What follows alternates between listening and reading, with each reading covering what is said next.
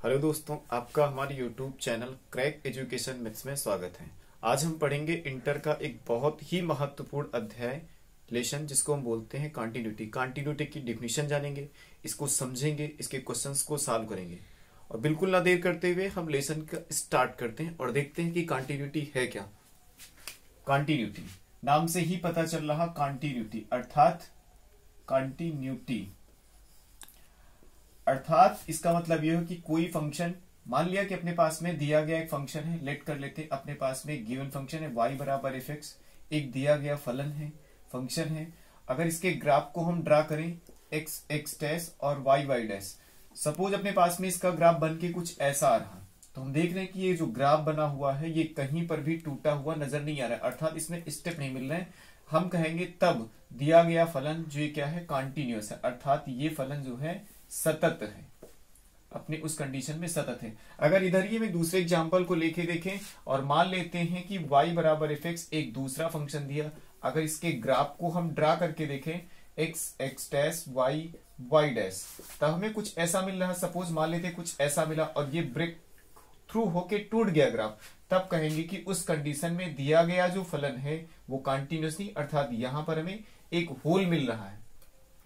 मतलब इस कंडीशन में हमारे पास जो दिया गया फंक्शन है नॉट कॉन्टिन्यूअस, मतलब अपना फंक्शन जो दिया गया वो है डिसकॉन्टिन्यूअस।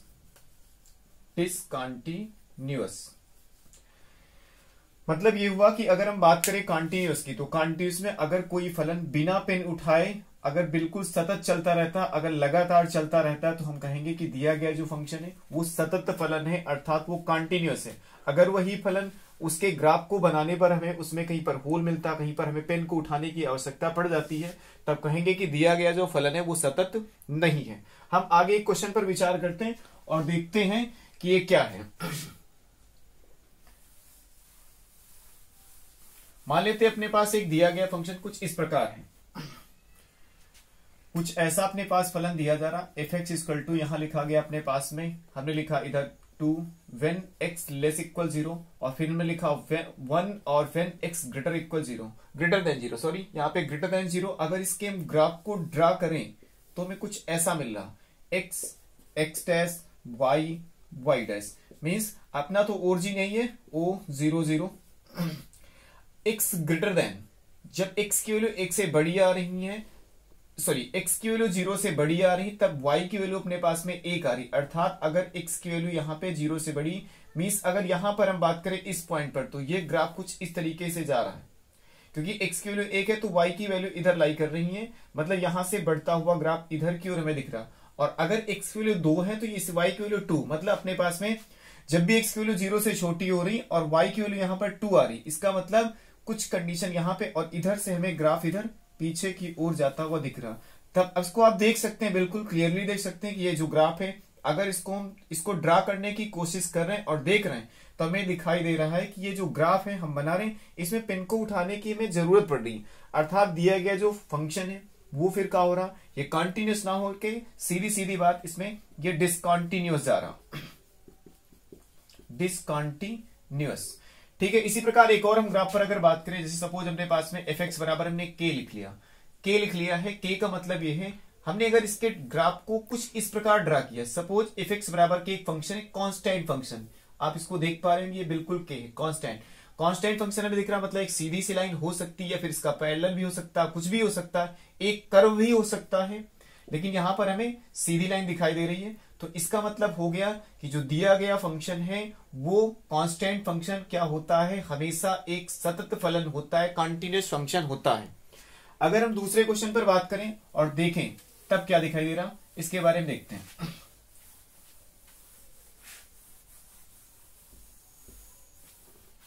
मान लिया अपने पास में एक जो फंक्शन है, हम लेट करके चलते हैं एफ एक्स इक्वल टू, हमने x प्लस 2 लिखा, for x is belongs to real number, मतलब अगर x की वास्तविक संख्याएं हैं तो जो दिया गया फलन क्या है, सतत है। अगर इसके ग्राफ को हम बनाने की कोशिश करें, फिर से इसको देखें तो हमें क्या मिल रहा, इधर लिखे x, फिर इधर x डैश, अपना y और फिर y डैश।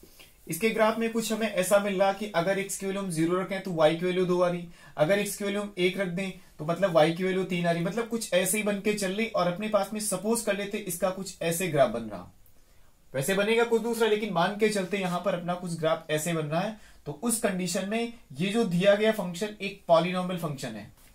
पॉलिनोमियल फंक्शन मतलब पॉलिनोमियल फंक्शन जो होते हैं वो रियल नंबर के लिए हमेशा क्या होते हैं, कॉन्टिन्यूअस होते हैं, हमेशा कॉन्टिन्यूअस होते हैं। एक दिया गया पॉलिनोमियल फंक्शन रियल नंबर के लिए हमेशा क्या होता है, कॉन्टिन्यूअस होता है। इनको इस प्रकार से हम सॉल्व करते हैं।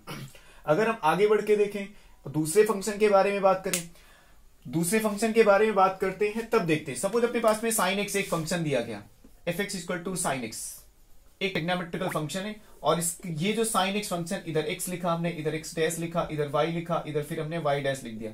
अगर इसके ग्राफ को कुछ इस प्रकार से ड्रा करें तो बिना सॉल्व किए क्वेश्चन को हम देख सकते हैं कि ये जो फंक्शन है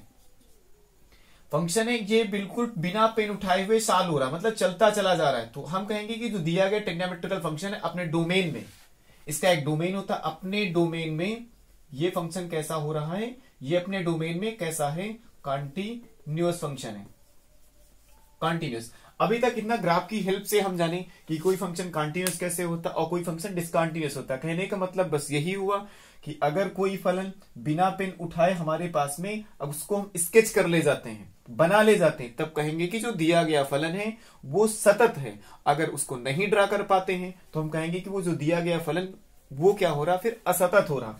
अगर हम दूसरे फंक्शन पर विचार करें और देखें हमें क्या मिल रहा, मान लेते अपने पास में एक दिया गया फंक्शन y बराबर fx है, y बराबर fx, और इसके ग्राफ को कुछ इस प्रकार हम ड्रा करें। फिर देखते हैं मैं क्या दिख रहा हूं। इसके ग्राफ को हमने कुछ ऐसे ड्रा किया। मान लेते इसका x बराबर a पर, j point a point, x बराबर a पर हमें देखना है ये फंक्शन क्या है, कॉन्टिन्यूस या डिसकॉन्टिन्यूस। अगर इस पॉइंट को हम फाइंड करने की कोशिश करें, यहां से यहां तक की डिस्टेंस a है, तो यहां पर अगर x बराबर a आप रख दें तो आपको मिलेगा यहां से y इक्वल टू एफ है, y इक्वल टू एफ है। अगर इस पॉइंट को हम ढूंढने की कोशिश करें तो x कॉमा y कुल मिला के a कॉमा एफ अपने पास पॉइंट बन रहा है, ये पॉइंट बन रहा है।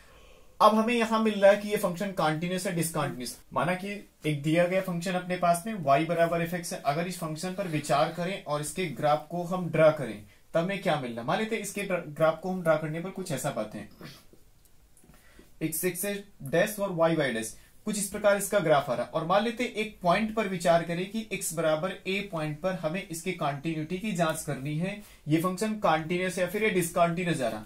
अगर इस पॉइंट पर हम विचार करें तो ये पॉइंट अपना बन रहा, क्योंकि x बराबर a यहां तक आए हैं ओरिजिन से हम चल के, तो ये पॉइंट बन रहा a। और अगर x बराबर a यहां रख दें तो हमारे पास निकल के आ रहा है y की वैल्यू f है। अर्थात इस पॉइंट को अगर देखें तो ये बन रहा है a कॉमा f है। अगर इसकी कॉन्टिन्यूटी पर हम विचार करें और इसको हम देख पा रहे हैं कि बिना पेन उठाए हुए ग्राफ चलता चला जा रहा है, इसका मतलब ये फंक्शन कॉन्टिन्यूस हो रहा। लेकिन इसमें x बराबर a लाइन में हम थोड़ा सा इसके बाईं ओर खिसके, और वो माइक्रो चेंज हम बिल्कुल करेंगे, थोड़ा सा चेंज जिसको बोलेंगे माइक्रो चेंज, बिल्कुल थोड़ा सा चेंज करेंगे। और वो चेंज होगा, मान लेते वो स्मॉल h होगा, जो कि s टेंडिंग टू 0, लगभग 0 के बराबर होगा। 0 नहीं होगा लेकिन लगभग 0 के बराबर होगा। तब उस कंडीशन में जो इसका इधर का हिस्सा बनने वाला उसको बोलेंगे हम LHL, LHL, अर्थात इसको लिखेंगे, इसमें इस कंडीशन पे अपने पास बन के आ रहा है a माइनस h। अगर हम RHL में बात करेंगे तो ये अपने पास दिख रहा है a प्लस h। अगर इसमें हम लिमिट भी अप्लाई करके और चेक करते हैं तब देखते हैं इसमें क्या बन के आ रहा।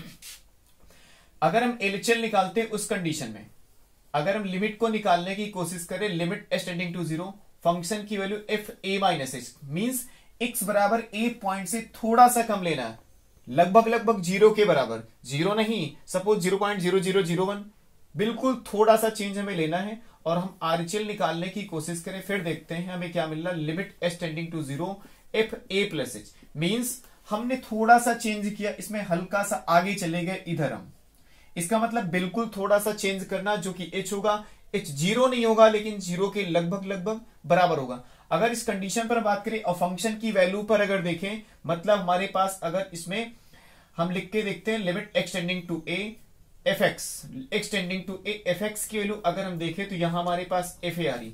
अगर कोई फंक्शन दिया गया किसी पॉइंट पर कॉन्टिन्यूस होता है तो ये तीनों वैल्यू आपस में बराबर होती, अर्थात LHL equal to RHL equal to अपने पास में फंक्शन पर वैल्यू, ये वैल्यू तीनों बराबर होती और एग्जिस्ट करती। एग्जिस्ट मीन्स इनकी वैल्यू को सॉल्व किया जा सकता है और हम इनको फाइंड भी कर सकते हैं। देखते हैं, अर्थात इसमें अगर हम इनको सॉल्व करके देखें, इनको फार्मूले के फॉर्मेट पे ले, फंक्शन मतलब कोई कॉन्टिन्यूस फंक्शन है उसके डिफिनीशन पर विचार करें तो हमारे पास कुछ डिफिनीशन इस प्रकार बन के आ रही।